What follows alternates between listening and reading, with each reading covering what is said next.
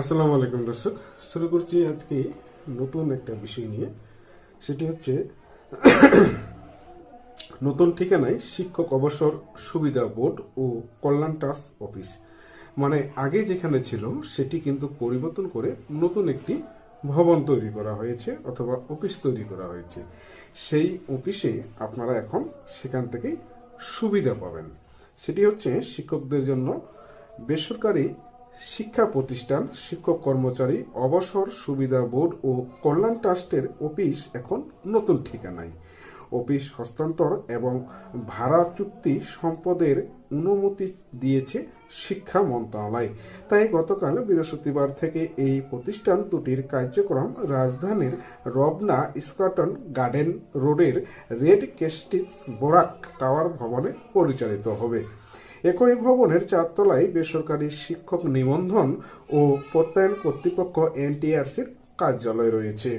গতকাল বৃহস্পতিবার শিক্ষা মন্ত্রণালয়ের মাধ্যমিক ও উচ্চ শিক্ষা বিভাগের এক চিঠিতে এই তথ্য জানানো হয়েছে।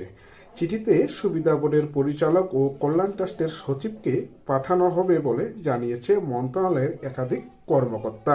চিঠিতে বলা হয়, অনার্স বোর্ডের নির্ধারিত হারে বেসরকারি শিক্ষা প্রতিষ্ঠান, শিক্ষক ও কর্মচারী অবসর সুবিধা বোর্ড এবং কল্যাণ ট্রাস্টের অফিসের জন্য বাড়ি ভাড়ার জন্য অবসর সুবিধা বোর্ড ও কল্যাণ ট্রাস্টের জন্য বরাদ্দকৃত ভবন অনুমতি, স্পেস অফিস হস্তান্তর এবং ভাড়ার চুক্তিপত্র সম্পাদনের বিষয়ে শিক্ষা মন্ত্রণালয়ের অনুমতি দেওয়া হলো।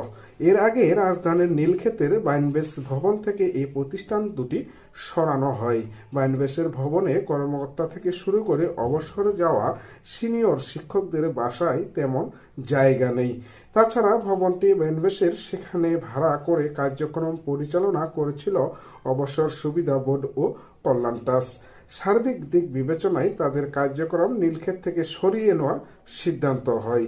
একদিকে সংশ্লিষ্ট সূত্রে জানাচ্ছে প্রতিষ্ঠান দুটির আরও কিছু পরিবর্তন আনা হয়েছে, এর মধ্যে আইন সংশোধন।